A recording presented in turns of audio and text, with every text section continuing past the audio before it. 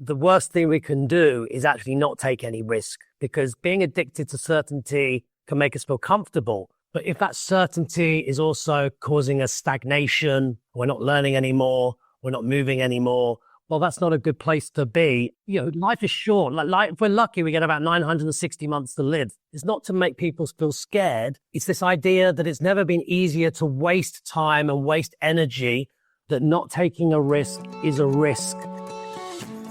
Top leaders, meaningful conversation, actionable advice, bulldoze complacency, ignite inspiration, create impact. Produced by Southwestern family of companies. This is the Action Catalyst. Are you interested in advertising with the Action Catalyst? Our listeners could be hearing about your brand right here, right now. For details, shoot us an email at info@theactioncatalyst.com. Today's guest is Terence Mauri, a global expert on the future of leadership, AI, and disruption. He is the founder of the Future Trends think tank, Hack Future Lab, and an acclaimed author.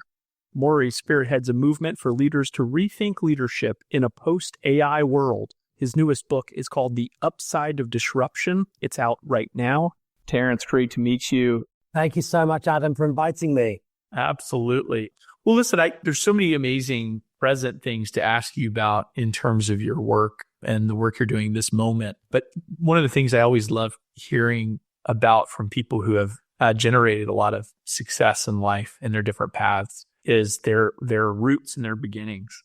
The philosopher Kierkegaard said that life is best lived forwards, but is best understood backwards. And I can really relate to that. I had my whole life and career mapped out in a very linear way. But as another famous philosopher, Mike Tyson, once said, you can have the best laid plans until somebody punches you in the mouth. And this is what happened to me. So I had a successful career in management consultancy. Things were going well. I was making good progress. One day I walked into a store. It was in the middle of the day, and a car driver lost control and drove a car into the store. He mounted the curb. It was actually a terrible accident. Nobody lost their lives that day, but many people were injured, including myself. I woke up under the car in the store with the wheel of the car still going, burning my legs. It was one of those kind of accidents where your life flashes past you. I spent a number of weeks in hospital. And, when you have time to think, when you're out of the building, that's when you get to reflect at a deeper level.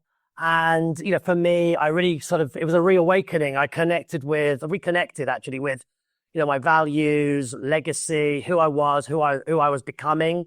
And I realized there was a gap. There was a gap between who I wanted to become and what I was doing right now in the world of management consultancy, which is a very transactional world, a very profitable world. But I wanted to pivot to a transformational world, a world where actually I could bring my life and my values to life in a visceral way and visible way as well. So that happened about 20 years ago. And since then, I've been on a mission, a higher mission to inspire leaders around the world, ranging from NGO and non-for-profit to S&P 500, to harness the upside of disruption. And what I mean by that is, sort of turning disruption. It could be career disruption, technology disruption, industry disruption, life disruption, whatever the disruption is, big or small, life-changing or professional. How do we turn that into a tailwind or a platform for laser-like focus and strategic courage and a more sustainable, values-driven life? There's a lot of risk in going out and doing something on your own. So I guess what kind of process did you go through? I think it's such a great question. It's what I call a catalytic question. And it's a question that we should all be thinking about, because our relationship with risk is often not a good one. Our appetite for risk taking is often squeezed out of us like a lemon from an early age. By the age we leave college, we're risk averse. And then we've got this paradox of companies now demanding that we're all courageous risk takers.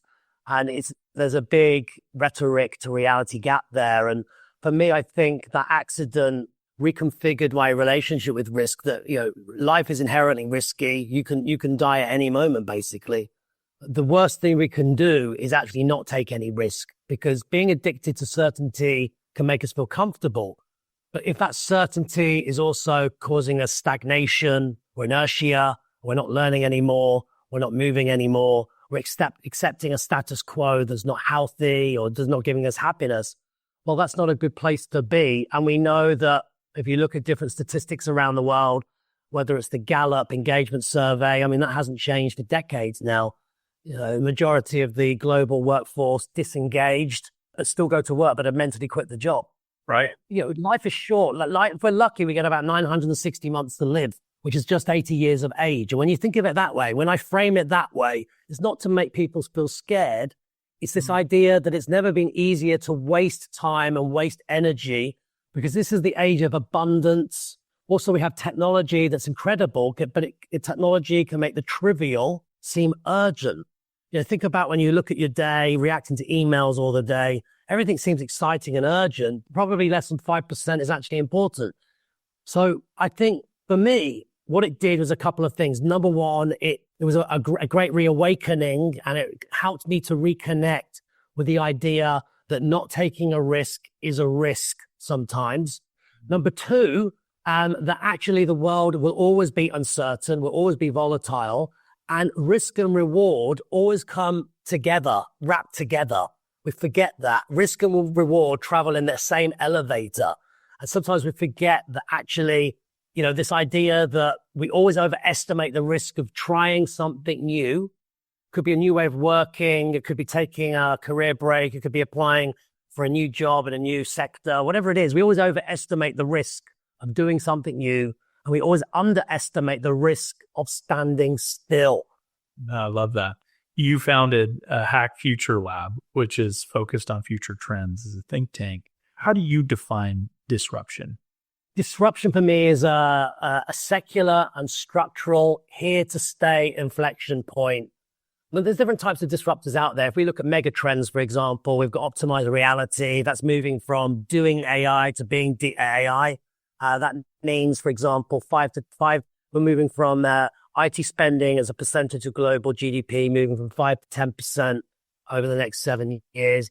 So optimized reality, that's a big here to stay disruption that will impact and reshape and redefine value creation, but also redefine completely new industries and companies. Another example would be decarbonization, the whole transition to the green economy around the world. So these are big bang disruptions. But if we take it down to a more granular level, you know, disruption can also be a family disruption. It could be a divorce, a sudden death, it could be a career type disruption. But actually, how we deal with them, I think it's this kind of point of view that asking this question, how do I turn these disruptors into platforms, into tailwinds? How do we turn these into upside? Mm-hmm. It's a great skill to have for anyone, but in particular for leaders, I feel like, to be able to recognize that every obstacle has inside of itself the key to its own solution. I think so. I think constraints are often opportunities in disguise. You know, for example, Hermes, the global luxury company, you know, one of the big constraints facing, you know, the fashion industry is this, you know, the idea that they're not sustainable business models. They waste a lot of money. They've got high carbon dioxide emissions. So for Hermes, what they've done is turn that constraint into upside by creating new strategic partnerships with biotech companies. They produce mycelium, which is a non-leather based form of leather. It's kind of like a mushroom based type of leather, alternative to leather. And the kind of big audacious goal at Hermes now is that at least half its global revenues will be mycelium based leather by 2030. Now that wouldn't have happened without turning a disruption into a tailwind. So, you know, one of the big disruptors that we keep hearing is AI. So how are you seeing leaders react to AI, and how can we best harness this trend without getting caught up in it? I think it's helpful to take a historical perspective, first of all. So if we go back to 1956, Professor Marvin Minsky, for example, He was one of the pioneers of AI. And originally it was going to be called applied statistics, but that wasn't sexy enough. I think there are three kind of time horizons to be aware of. So the first one was excitement phase. It took ChatGPT 2 months to reach 100 million users. It took the cell phone 16 years to reach 100 million users. And so the excitement phase, I think, has happened over the last couple of years, especially. We've seen over $1 trillion of CapEx go into AI infrastructure, over $250 billion of VC money as well. That's going up exponentially. So we're at that excitement phase. We've now moved to the experimental phase. For example, T-Mobile and OpenAI have just formed a partnership for a sort of proactive AI decision-making model that will be able to proactively help solve customers' pain points. Three phases. Number one, excitement phase, exuberance, excitement. Number two is the experimental phase that I believe we're in right now. The next phase, the next horizon, which we'll be entering over the next 18 months, is the embedded phase. And that's where, actually AI eventually will just become invisible. Every great technology, if it's truly great, should be invisible. It'll be embedded in our cell phones, in our toothbrushes, in our TVs, a trillion sensor economy connected together, amplifying intelligence, cross-pollination, helping tackle some of the world's biggest existential challenges, from climate change to healthcare. And we're at the embryonic stage of that, but it doesn't take much imagination to think about where we're going with this over the next couple of years, that the sort of cost of production, the cost of knowledge production is going to reach zero in the next 15 years. It would take you a lifetime to read 8 billion words. Now imagine that, the fastest AI today can do that in the blink of an eye. And again, we can start to see the exponential opportunity of this platform. But I want to say as well that we have to be careful of artificial idiocy. Am I investing in warm AI or cold AI? So warm AI is humanity first AI. It's a humanity first future enabled by AI. It maximizes, elevates what makes us more human, and it protects well-being, loneliness, democracy, truth, and transparency. That's warm AI. The bad news is right now, most governments, most organizations are not investing in warm AI. They're investing in cold AI. Cold AI is machine first future enabled by AI. It elevates division, disinformation, truth decay. It erodes well-being. And so that's the difference. Are we investing in a warm tech future or a cold tech future? And for so many of our listeners that are business owners themselves, you talk about the return on intelligence. What are some things leaders can do to prepare their organizations for AI and adopt it effectively? What a great question. I think it's a question every leader, every manager should be thinking about right now, which is to use AI in the right way, in an inclusive way, sustainable way, in a way that sharpens the growth and talent agenda. We should be thinking about ROI, which is not just return on investment, but this new human-centric KBI, key behavior indicator, which is return on intelligence, return on imagination. Imagine a cognitively enabled enterprise where your talent gets to solve the biggest problems, the biggest challenges that it faces. That means 10x productivity, 10x engagement, 10x execution. We know that that's not the reality for most organizations right now. I just had an article published a few weeks ago in Fast Company called The Rise of Bore-out, which is the opposite of burnout. Bore-out is cognitive or emotional underload. It's boredom at work, and it's at record levels. And so if AI is just doing parts of the job which we're already doing, and what we're left with is other boring parts of the job, that's not return on intelligence. And so that's a big question. We should be using AI for speed to insight, speed to innovation, speed to decision velocity, for creating new scenarios, new products, new services, new platforms, testing out hypotheses. It's a generative tool. The clue is in the name. But my worry is that many C-suite are just looking at AI to automate, to make cost savings, and to just focus on a very narrow metric, which is shareholder return. Sure. This is just maybe a quick question for you. Is a form of disruption to disrupt technology by being more in person?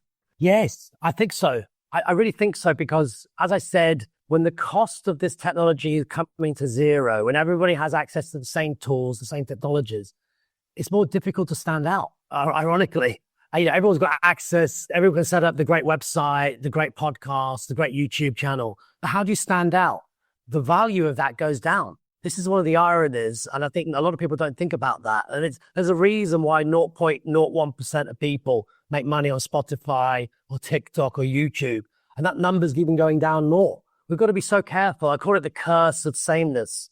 I write about it a lot in the new book, The Upside of Disruption. So yes, ironically, sharpening your human edge, your in-person edge, is going to be the superpower that differentiates you, gives you that distinctive quality in this sea of sameness and sea of commoditization that we're in. And that's why making the effort to go to these in-person events, speaking at them, contributing to them, panels, this is an important part of the human edge. Yes, use the tools around us. You'd be stupid not to, but don't think that it's going to be easy just doing it that way. Yes, there'll be a percentage that manage to do it, but my fear is that when everything comes to zero cost, everyone has access to the same incredible tools. Well, actually, it's much more difficult to stand out. And so that in-person human edge, that social skills, emotional intelligence, conversational listening, being fully present, these are going to be important human skills,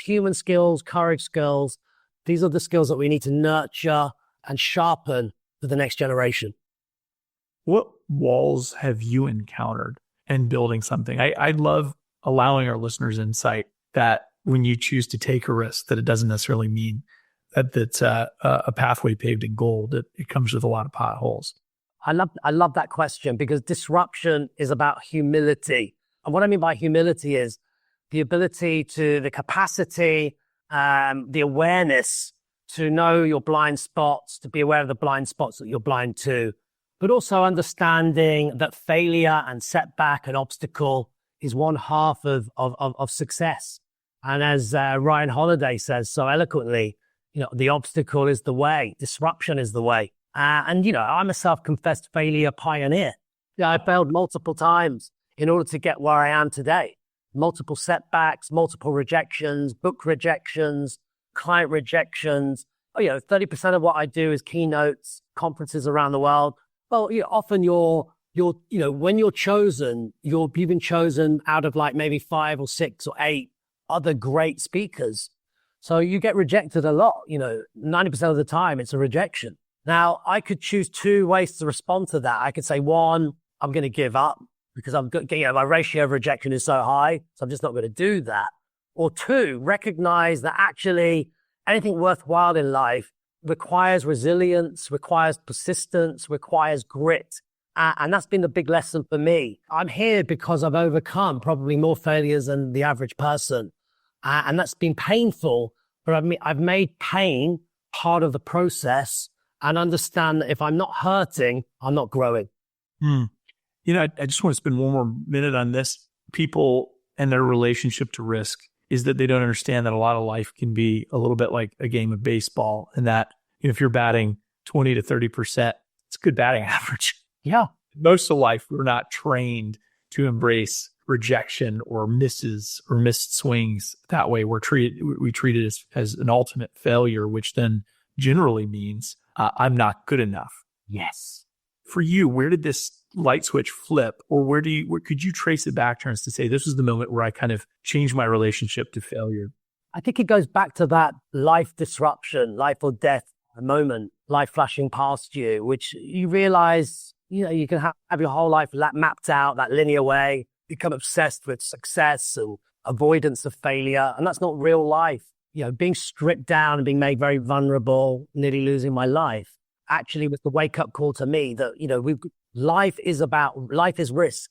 And actually the biggest regret, one of the things to help our listeners and viewers today is when you get to the end of your life, and I hope it's a long life, 90 years of age or 100, the number one regret according to research, is a lack of courage. So when you look back, the biggest regret you'll have in your lives, when you look back at your 90 years, will be the amount of times that you didn't step up, the lack of courage, the courage to think a bit bolder, the courage to say no, the courage to walk away from something that wasn't working for you, the courage to start over. This is our number one regret at the end of our lives. And we can use this knowledge in advance of getting to 90 years of age to our advantage and do what Steve Jobs or Jeff Bezos used to do very well, which is regret minimization. To imagine that you're 70 years old and say, what would I regret most not doing when I look back?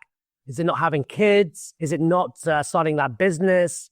Is it not hitting that C-level in my company? Whatever it is, success is very personal. But just remember, at the end of our lives, the number one regret is a lack of courage. And actually, one half of courage is the ability to embrace failure and I recognize that is a stepping stone to where you want to be. It's not necessarily, and of course, there are different types of failures as well, by the way. Productive failures, intelligent failures, stupid failures. So we have to be careful here as well and understand the nuances. But the one thing to take away is we need to reframe our relationship with productive failure and recognize that it's also an important part of success.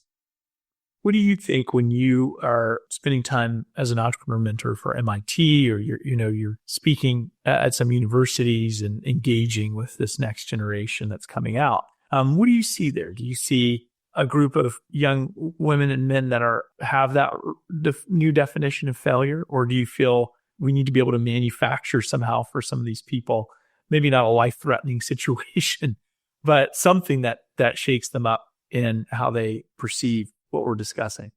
What I love about Generation Alpha is this incredible vision, aspirational, and I think it's very nuanced. The culturally, context and culture, demographics, whether it's Africa or North America or Europe, there's a different risk appetite out there depending on geography, and so that's a big deal. But the good news is it can be unlearned and relearned as well, for sure.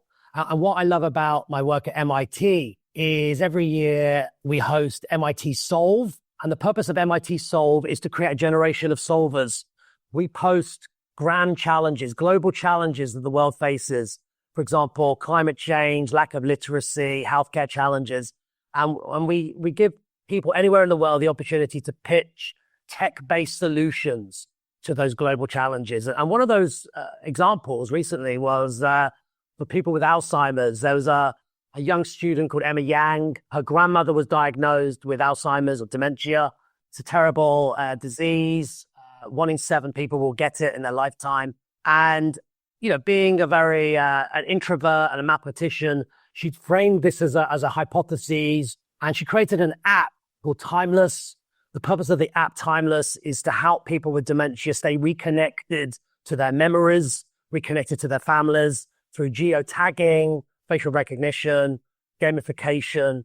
Received over $1 million worth of investment since inception. This is a great example of Generation Solve. This is a great example of what can happen when you imagine the costs of doing this 10 years ago would have been prohibitive. It would cost millions of dollars to set up an app and test it, scale it. Now you can do all of this. You can go from idea to iteration to implementation within hours or days. And obviously that's accelerated even more with AI. And so for me, this is not the age of disruption, by the way. This is the age of wonder, the age of possibility. And the only limit is our imagination. Yeah. I was at a longevity dinner, and it was very interesting to hear people talk about how quickly and exponentially medical and health disruption is occurring. And that the key takeaway from this speaker was that if you can live 10 more years, you'll solve most of your problems that you'll have in the future and probably add another 20 to your life. It's so exciting, isn't it? Ray Kurzweil at Singularity University has written a book recently where he really deep dives into this as well. And, I was in Doha, big future of tech, future of AI summit. And, just some of the stats, the facts and insights coming out are so exciting. This idea that, we've now got chips that are it can be scaled to DNA, and they can hold billions of transistors. That's actually happening. It's not science fiction. So science fiction has become science fact. And I think you're right. If we can hold on for at least another 10 years, it's going to be one hell of a ride. And stay tuned. We'll continue this conversation with Terence in episode 479 of The Action Catalyst. If you enjoy this podcast, please make sure to subscribe. And to stay updated on everything that the Action Catalyst is up to, make sure to follow us on Facebook and Instagram at Action Catalyst Podcast and on Twitter at Catalyst_Action. And thanks for listening. This is your host, Adam Outland. And outside of this podcast, I'm also the leader for a division of our company, Southwestern Consulting. And our division is the Southwestern Student Coaching Program. And that division we started back in 2020 because the desire we had was to take all these skills that we've equipped executives with. For over a decade, I've coached executives and managers and sales professionals on the skills, the habits, the motivation, and the systems to be successful in their job and in life. And what we realized from working with 30, 40, 50-year-olds was if we could have gotten to them when they were in ninth grade, in middle school, in high school, and equipped them with the same things we're teaching them now, the ripple effects would be huge. And so back in 2020, we decided to formulate a coaching program for youth, equipping youth with the same types of skill development that we typically work on with adults. We just apply it to their world. And what that looks like is teaching them the study skills, the communication skills that they can use every day in the classroom and outside the classroom. Coaching them on the mindset and the motivation of someone who's a top performer. And what does that mean? It means helping a young teenager create and craft a vision for themselves. Because without a vision, we perish. But with a vision, we can be equipped with the motivation to dig into our study habits. We can see the connection between our future and the excellence that we have to form on our habits now to be successful in the long run. And we also work on the emotional intelligence. It's how we balance our emotions and manage those emotions when they come up in a way that allows us to communicate effectively with others and to communicate with ourselves. It's about equipping young people with self-talk. That means equipping them with the language that they can use to better direct their thoughts and their mind to accomplish their goals and their aims. And lastly, we equip them with the systems. That means for us, the tools, the time management, and the organization strategies to not just work hard in life, but to work smart. And when we combine all these different areas that we work with our teens on, what we find is that they form the habits early in life that allows them to achieve their goals later in life and even right now. And so our passion is to equip as many young people across this world as we can. And we're doing pretty good so far. We've got teens in 7 different countries who have been through our coaching program to date. We've worked with over 400 teens, and we would love to be able to serve you as well. Here's how it works. If you want to investigate coaching, we start with a parent consultation. That's a free call to discuss your student's particular needs and our program details. We work with Olympic athletes all the way down to teens that are just struggling to motivate themselves to do the daily work necessary in their class. So wherever your teen is, we'll meet them where they are and get them to the next level. And that starts with a parent consultation with you. A student planning session, that's the next step. If we agree that the value that coaching can bring matches your teen, then we will move to a student planning session. It's basically a free one-on-one coaching session with your teen. And that is designed to support them, but it's also designed to ask a lot of questions to help explore whether or not they want to be coached. Because at the end of the day, they ultimately have to be the one that pulls the trigger. And then after your student planning session, we get them paired with the right coach for them. We have an amazing staff of coaches from ex-Division I athletes, people who've come from the Ivy League system. We have coaches who have come from entrepreneurial backgrounds and acting backgrounds, so we can pair them with the right fit for them. And then once they partner with their coach, they'll benefit from 2 coaching sessions a month to really zone in on their personal growth and their skill development. So if you're ready to give your student the tools they need to be successful, click the link in the show notes for more information and to make sure you can schedule your free parent consultation today.